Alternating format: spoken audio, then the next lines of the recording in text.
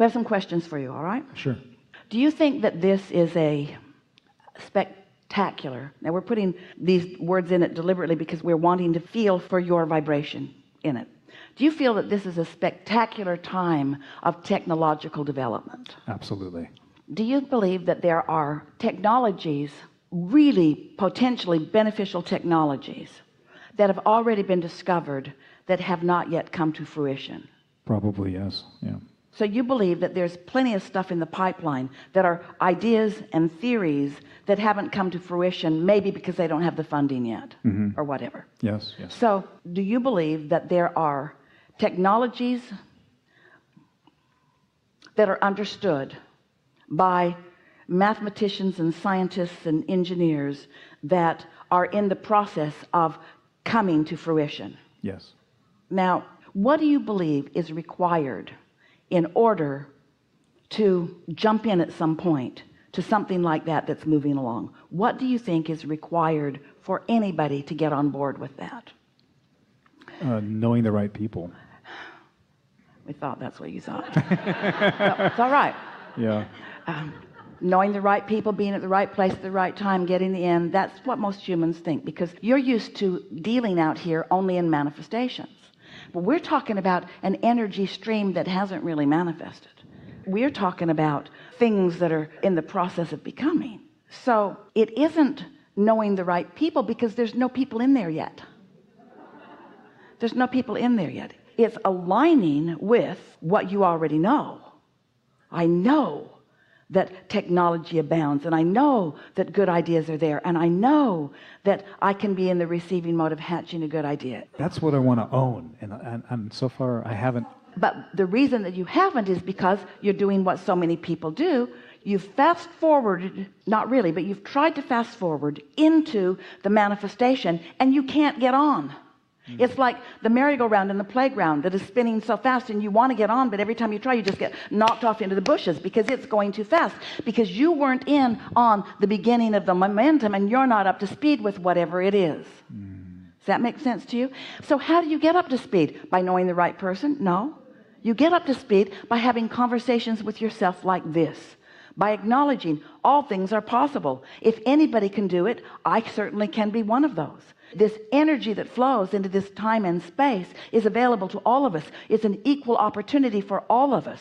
I can utilize the power and the energy of the vortex as well as anyone else can. I've just got to become a cooperative component to my own vortex, you see. So what do you think calls you to your vortex? We'll tell you there are a number of things. You want to be of value. You want to be valued. You want to be prosperous. You want to be part of what offers prosperity to others. There's so much that you've lived all of the days of your life that have contributed to this. So life gives you access to a new desire. And as we said earlier, you don't really believe it, but it's there and it's calling you. And your ability to be ready to hear it is really everything that we talk about in these gatherings. You're talking yourself off the ledge. You're wanting to talk yourself into vibrational alignment. So we've been describing to you for a while that this vortex exists. And for a while we said to you, all you have to do is get into the vortex. And you can tell when you're there because you feel good. By thinking thoughts that don't contradict the vortex, then you can get into the vortex. And you came along with us to a certain point, and then we began hearing you say, through your thoughts and sometimes through your words, I want to be in there because I like the idea of what's in there, but I don't know how to get in. And so then we began describing that your vortex has a frequency because it is occupied by your inner being and by source energy and by all of your desires, and there's no resistance in there. So the vibrational frequency of your vortex is a very high frequency. So if you're worried about something, you're not a high frequency, you can't get in. If you're angry about something, you're not that frequency, you can't get in. You've got to raise your frequency to be in the vicinity of the frequency of this before you can begin to receive any of the ideas, before this vibration can turn to your thoughts and to your things.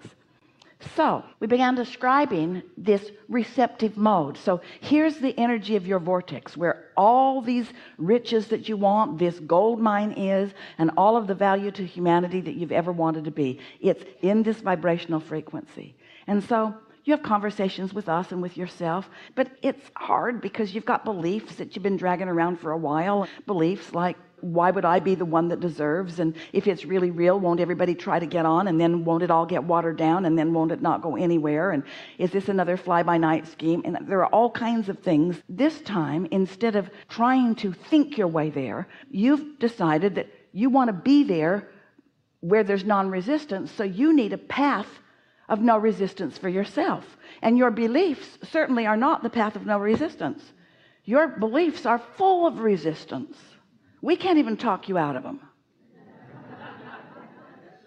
So what's the path of least resistance? Well, you could meditate. And when you quiet your mind, you stop thought. And when you stop thought, there's no resistance. And when there's no resistance, the vibrational frequency of you rises.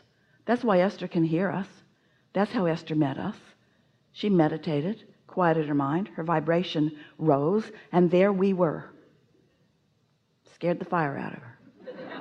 There we were. Her teeth buzzed for an hour. There we were. She was not on a normal basis ready for the vibrational frequency of Abraham. After a while, she adjusted to us. So you meditate, your vibration rises, and as your vibration rises, now you're a vibrational match to what is in your vortex, which means you're in the receiving mode, which means now ideas begin to flow to you.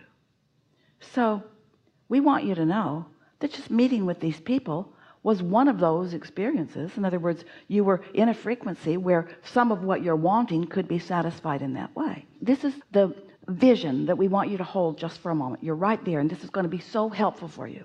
So you've meditated, and you did it every day for a week or two or three or four, and your vibration now, it's easy for you to just relax and let your vibration rise. And you know that it's happening during meditation because you feel detached. Sometimes you feel like you're floating. You can't tell your nose from your foot. You have that detached sort of feeling. Sometimes you're seeing visual stuff. It doesn't matter. It's different for everyone. So here you are in this detached state, meaning no thought. No thought. You're just focused upon something like the sound of the air conditioner in the room, or maybe a note that you're hearing on some recording. There, a lot of different people are using a lot of different things to focus upon. Esther likes a steady sound. Hear it? Hear it? It's boring. Nothing to think about it. That's not as good as the sound I heard in the last room. You don't think things like that. So you focus on it until you settle down, until your vibration rises and your resistance leaves. So now you're in the receptive mode. And then an idea comes to you. Now, it's not going to be the idea that takes you all the way to the gold mine. It's going to be an idea that feels good when it comes. And you know what it's going to have? It's going to have that quality that you said you're looking for. You're going to feel like moving toward it. It's not going to feel like something you have to push yourself to. It's going to feel like something you want to go do, as unreasonable as it seems. You're going to want to go do it. And don't justify to anybody. It's just something you feel like doing. And if you will do it, then there will be some obvious payoff for you. It's not going to take you all the way to the gold mine. You're still in the pipeline over here. But you're going to begin to get the gist of how this receptive mode leads you to as far as your resistance will allow you to be led. Did you hear that? You will be led as far as your resistance allows you to be led. And in this new, just coming out of meditation, you can go further than you are accustomed to going. And if you go and then you see that you witness or you realize the advantage that you accomplished by quieting your mind and getting the idea, then it happens again and again and again and again and again. It doesn't have to happen in direct conjunction with meditation. You can be driving and an idea will occur to you. When you feel the exhilaration of an idea, follow it. And if you get an idea that comes from somebody else, it's not yours.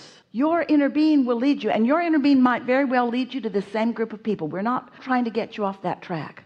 We just want you to do it from the inside out, which is what you ask us for. You intuitively know that it must be that way because you're a creator. You've felt yourself inspired in design. You felt it come out of nowhere. You've felt it come from focus. And you know the more you gruel over it, the more you shut down and don't find it. You know when you're rested and when you're fresh, that's when the new idea comes to you. And when you follow it, it's the solution you've been looking for.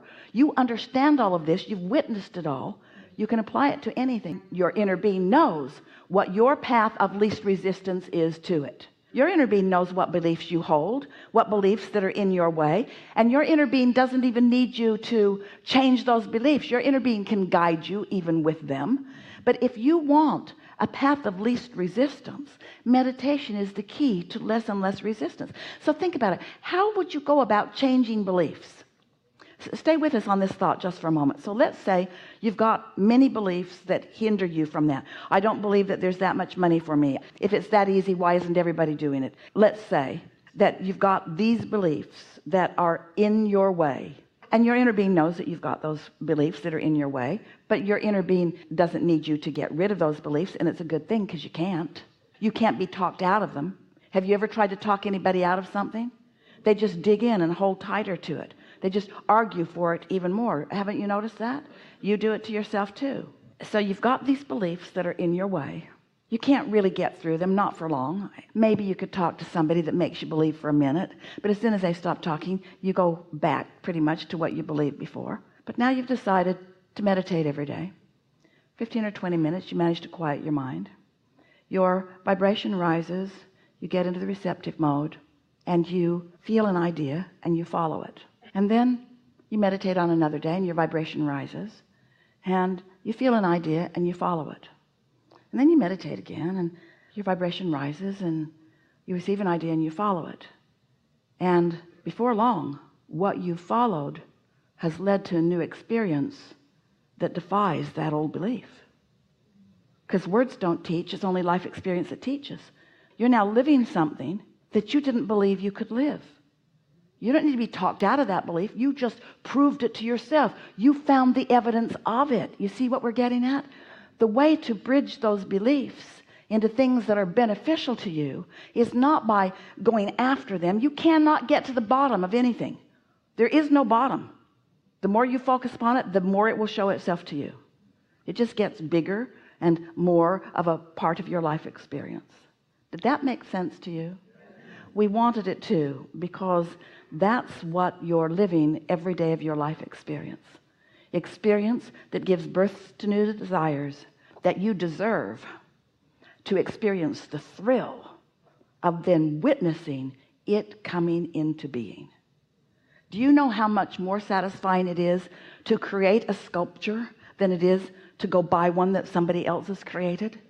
Do you know you're having so much more fun with that architecture than anybody that's buying it and moving into it? The creator is always having so much more fun. You don't want to just bumble around and find something that others have created. You are creators. You want life to give you the components, and you want the ideas to flow through you, and you want to follow the path of your ideas, and you want to express it through your conscious awareness, you see.